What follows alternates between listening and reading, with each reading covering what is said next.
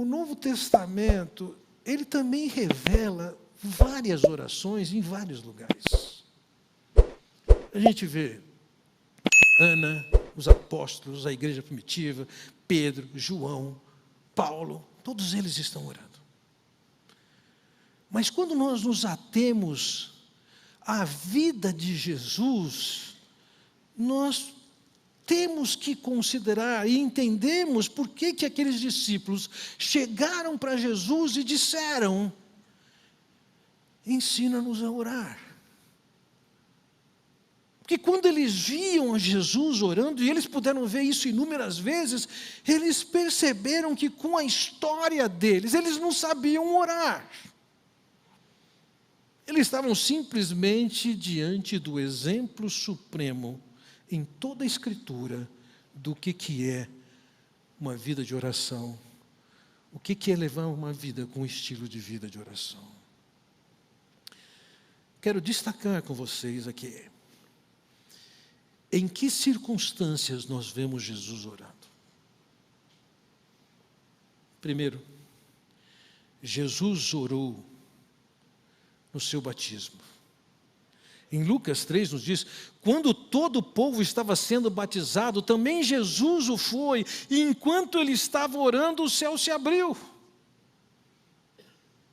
Podia ser simplesmente, ou parecer somente um cumprimento de uma obrigação, mas ali naquela ocasião do batismo, Jesus está orando. O Senhor Jesus esteve envolvido em tour de pregação. Veja, em Lucas 5,16 lemos: mas Jesus retirava-se para lugares solitários e orava. Ele tinha sua agenda. Ele tinha a responsabilidade de pregar. Mas ainda assim, ele se retirava para estar sozinho, para orar. Antes de escolher os 12 como apóstolos, o texto das Escrituras nos conta que ele passou a noite toda orando. Ele ora no batismo, ele ora no tour de pregação, ele ora quando ele está para escolher 12 homens. Antes de alimentar 5.000 pessoas, o texto nos fala, e ordenou que a multidão se assentasse na grama. Tomando os 5 pães e os 2 peixes, e olhando para o céu, deu graças e partiu os pães. Em seguida deu aos discípulos e estes à multidão.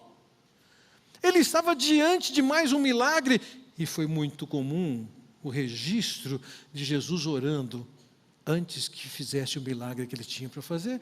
E nessa ocasião, antes de alimentar 5.000 pessoas, nós vemos o Senhor Jesus se voltando para os céus, dando graças antes de partir o pão. Acabado a experiência da multiplicação de pães para 5.000, diz que ele subiu a um monte para orar. Ele tinha acabado de fazer uma oração, tinha acabado de fazer um milagre, e ele sai dali, e conforme diz o texto, subiu sozinho a um monte para orar. Noutra ocasião, ele multiplicou pães para 4.000 pessoas, e na mesma ocasião, antes de fazê-lo, ele orou. Antes da confissão de Pedro, o texto bíblico nos conta, Jesus estava orando em particular, antes da experiência e do diálogo que ele tem com Pedro. Na transfiguração, quando ele sobe ao monte com seus discípulos, Pedro, João e Tiago, diz que eles subiram para orar. E no versículo 29 nos diz: enquanto orava, a aparência do seu rosto se transformou e suas roupas ficaram alvas e resplandecentes, como o brilho de um relâmpago. Ou seja, naquela experiência que Pedro classificou como a maior experiência da vida dele, o que aconteceu, aconteceu num ambiente em que Jesus estava orando. Certa ocasião, trouxeram crianças para Jesus. Veja, depois trouxeram crianças a Jesus para que lhes impusesse as mãos e orasse por elas. Jesus estava orando pelas crianças. Depois que ele enviou os 70, e os 70 foram pregar, quando eles retornam, o texto bíblico nos conta que novamente Jesus estava orando na volta daqueles 70. Antes de ressuscitar Lázaro, nós lemos, então tiraram a pedra, Jesus olhou para cima e disse: Pai, eu te agradeço porque me ouviste. Naquele momento, ele está orando e se referindo a uma oração que ele fez antes. Quando o Senhor se defrontou com a cruz, ele disse: Pai, glorifica o teu nome. Veja, ali diante de uma situação extremamente crítica, os temores eram uma realidade inclusive para ele.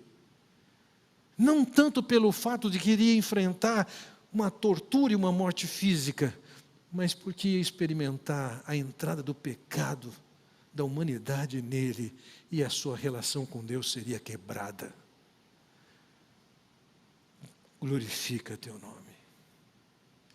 Na última ceia com seus discípulos, o texto nos conta que enquanto comiam, Jesus tomou o pão e deu graças, partiu e o deu aos seus discípulos dizendo: tomem, comam, isso é o meu corpo. Foi parte daquela ceia ele orar. Certa ocasião, conversando com Pedro e anunciando que Pedro vai viver um nível de tentação bastante intenso, Jesus diz o seguinte: Simão, Simão, Satanás pediu vocês para peneirá-los como trigo. A ideia é o seguinte: o diabo pediu para separar vocês porque ele tem alguma coisa para fazer na vida de vocês. Então ele diz: mas eu orei por você para que a sua fé não desfaleça. Jesus ora por Pedro diante da tentação que ele tem pela frente.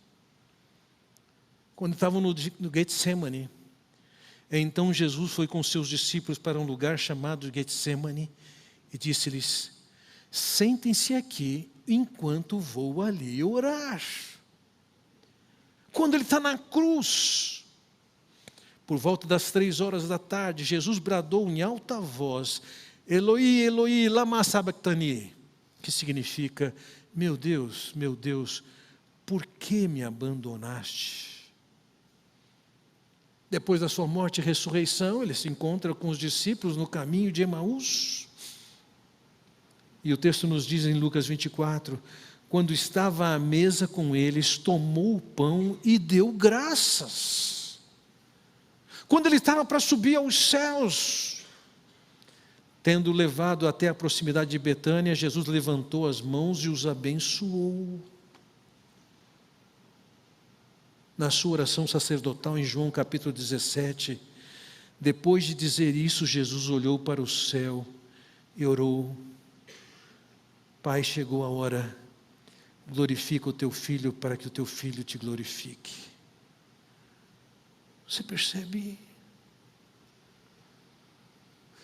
Não é à toa que aqueles discípulos, depois de tempos e tempos andando com Jesus, vendo a ubiquidade, a maneira como a sua oração era presente em todo momento,